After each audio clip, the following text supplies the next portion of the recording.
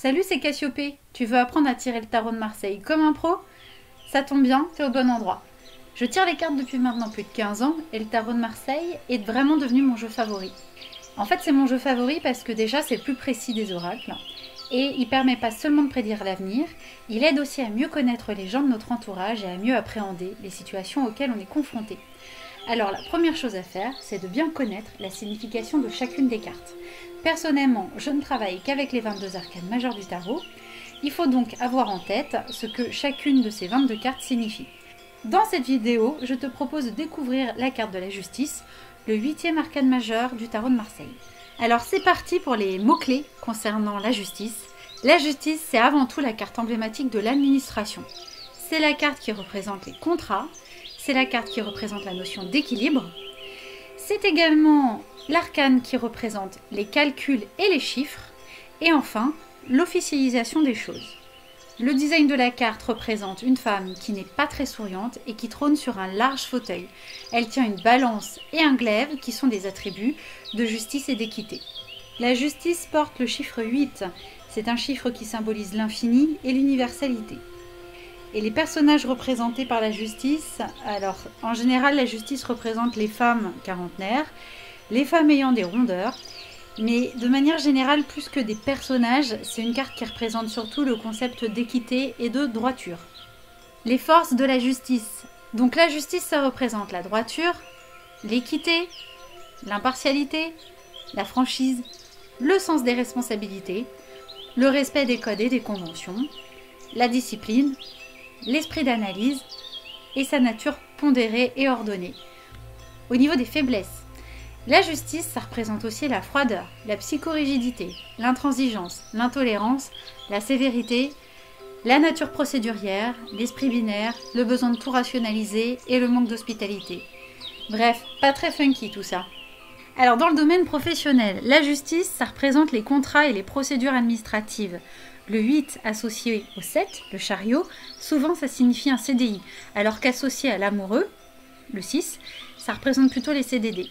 C'est une carte aussi qui représente les fonctionnaires et les métiers administratifs de manière générale, donc les préfets, les maires, les employés municipaux, etc.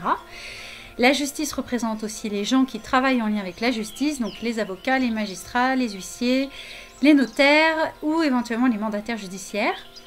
Ça représente les procureurs ou les commissaires de police, notamment en association avec le diable, donc le 15.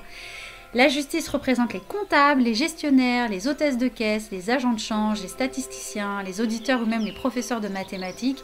En gros, les métiers qui manipulent des chiffres ou les métiers qui manipulent éventuellement de l'argent en liquide. Et puis, ça représente les délégués syndicaux, surtout quand c'est associé avec la carte de l'amoureux. La justice dans le domaine financier. Alors globalement, c'est une carte qui représente une gestion très carrée de ses finances. Les personnes représentées par la justice occupent souvent des emplois qui sont stables et qui leur assurent des revenus réguliers. En général, ça représente des personnes qui ne dépensent pas plus que leurs moyens. La justice représente le salaire et les versements par l'État, donc les indemnités de chômage, notamment avec le 13, puisque le 13 représente le chômage. L'allocation familiale, 8 et 19. Le 19, ça représente la famille, ça représente le couple et les enfants. Et puis, ça peut aussi représenter les APL quand elle est associée à la carte de la Lune, numéro 18. Alors, c'est normal parce que la carte numéro 18, la Lune, c'est la carte emblématique de l'habitat. Ensuite, dans le domaine financier, la justice, ça représente aussi les économies et les placements sécurisés. On ne prend pas de risques. Et en négatif, quand elle est mal placée dans un tirage, c'est une carte qui peut représenter les frais de justice, les frais administratifs et les cotisations en tout genre. Dans le domaine sentimental, la carte de la justice, ça représente les actes officiels. 5 et 8, ça représente mariage ou pax. La justice en amour, ça représente aussi les relations sérieuses et équilibrées, ça représente les partenaires qui peuvent s'épauler mutuellement, une certaine sévérité et la volonté de transmettre ses valeurs morales aux enfants. Ça peut représenter la froideur qui va décourager peut-être certains prétendants. C'est globalement pas une carte très favorable aux rencontres. Ça peut parler aussi de difficultés à lâcher prise dans des relations et à se livrer. Ça représente des gens très cérébraux qui peinent à exprimer leurs sentiments. Ça peut représenter des couples qui en sont à un point où ils ont besoin de faire le bilan de leur relation. Ça représente les rencontres d'une personne mariée. Et en association avec le 13 ou le 16, elle peut représenter les divorces. Globalement, c'est pas une carte d'épanouissement au niveau sentimental et c'est pas une carte très chaleureuse, quoi.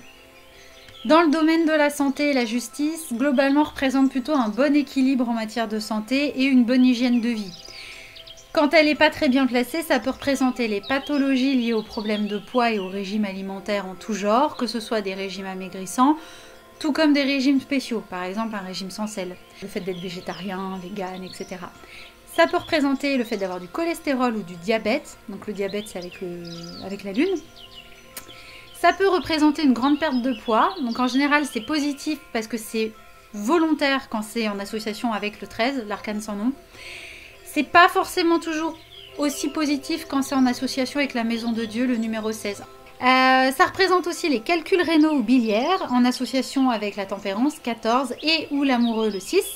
Ça peut représenter les troubles de l'équilibre, le sommeil perturbé ou de mauvaise qualité, les problèmes liés au coccyx, aux hanches ou au bassin, et les bilans de santé quand c'est avec le 5.